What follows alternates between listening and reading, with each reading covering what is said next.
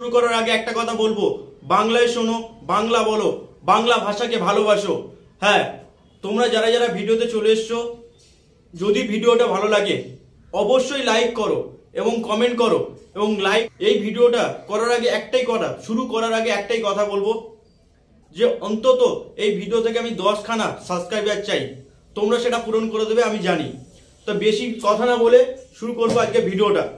চলো শুরু করা যাক। আজকের কথা বলবো চেন্নাই আর যে আরসিবির ম্যাচটা হয়েছিল।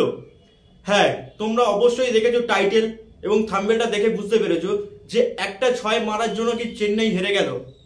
এটা আমার দিক থেকে অ্যানালাইজ, কিন্তু বাট এই কথাটা সত্যি প্রমাণ হয়েছে যখন দীনেশ কার্তিক উইকেটের পিছন দিক থেকে যখন এই কথাটা বলেছিল। ধোনি যখন 19 ওভার 1 বলে যখন 6টা মারে, হ্যাঁ সেই 6টা যেটা স্টেডিয়ামে পার 110 মিটারের 6, এবং 6টা মারার কারণে কিন্তু চেন্নাইয়ের হার হয়েছে। এবার কারণটা বিশ্লেষণ করি, তাহলে বিষয়টা ভালো বুঝতে পারবে তোমরা। কারণটা এটাই ছিল যে বলটা দিয়ে বল করছিল বোলার, সেই বলটা ছিল কিন্তু ভিজে, এবং ভিজে বল কোনো ফাস্ট বোলার এবং স্পিন বোলার কিন্তু ভালো গিফট করতে পারে না। সেটা কিন্তু তোমরা যখন লাকি ফার্গুসন বল করছিল, সিরাজ বল করছিল, দেখতেই পাচ্ছ লাকি ফার্গুসন কিন্তু একটা স্লোয়ার বল করতে গিয়ে কিন্তু ফুল টাচ বল হয়ে যায় রবীন্দ্রর কাছে, কিন্তু সেই বলটাও 6 হয়, পরে বলেও 4 হয়। সেই কারণে বলছি যখন এস দোয়াল যখন বল করেছিল ওই বলটা ছিল কিন্তু ভিজে, এবং ধোনি সেই বলটা কিন্তু 6 মারে এবং স্টেডিয়ামে বাইরে চলে যায়।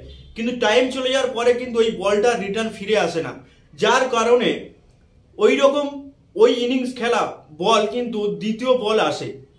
কারণ 19 ওভার 1 বলের মতন যে অন্য টুর্নামেন্টগুলো যে বলটা ইউজ করা হয়েছে সেই বল কিন্তু আসে, কিন্তু সেই বলটা কিন্তু ছিল শুকনো, ভিজে ছিল না কিন্তু, যার কারণে ইএস দয়ালের কাছে সব থেকে সুবিধা হয়েছে বল গিফট করার, এবং যার জন্য ইএস দয়াল কিন্তু বলটা ভালোভাবে স্লোয়ার করতে পেরেছিল। আর ওই স্লোয়ার করার জন্য ধোনির কিন্তু ব্যাটে ভালোভাবে টাইমিং হয়নি, যার জন্য ক্যাচ আউট হয়ে যায়। এবং দ্বিতীয় যেখানে চেন্নাইয়ের সব থেকে বড় হারের কারণ হয়েছিল রবীন্দ্রর রান আউট। দেখো, একটা ম্যাচে একটা ব্যাটসম্যান যখন 60+ উপর রান করছে, নিশ্চয়ই ওই পিচের তার কিন্তু ব্যাটে বলে সংযোগটা খুব ভালো হচ্ছিল, এবং যে ওই সময় যে রান আউটটা এটা কিন্তু চেন্নাই এক্সপেক্ট করেনি।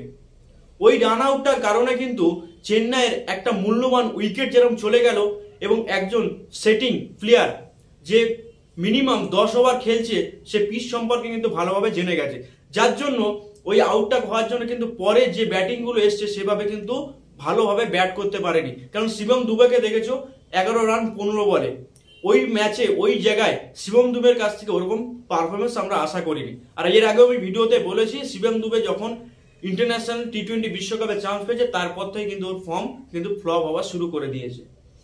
এই কারণে এই বিষয়গুলো 2-3টে বিষয়ের জন্য কিন্তু চেন্নাই আজকে হেরে গেছে। চেন্নাই হেরেছে, হয়তো 5খানা ট্রফি নিয়েছে এবছর, 2024-এ ট্রফি নিতে পারলো না, এটা সব থেকে দুঃখজনক। এবং আরেকটা খুশির খবর, আরসিবি প্লে অফে পৌঁছেছে। দেখা যাক আরসিবি এবছর কাপ নিতে পারে কিনা। যদি ভিডিওটা ভালো লাগে অবশ্যই চ্যানেলটাকে সাবস্ক্রাইব করবে। এর আগেও আমি প্রথমে ভিডিও শুরু হওয়ার আগে একটা কথা বলেছি, এই ভিডিও থেকে আমি 10খানা সাবস্ক্রাইবার চাই। আমার কোনো চাওয়া বেশি নেই, তোমরা যেন সেটা পূরণ করে দেবে, এটা তোমাদের কাছে আমি বিশ্বাস করি। Thank you so much.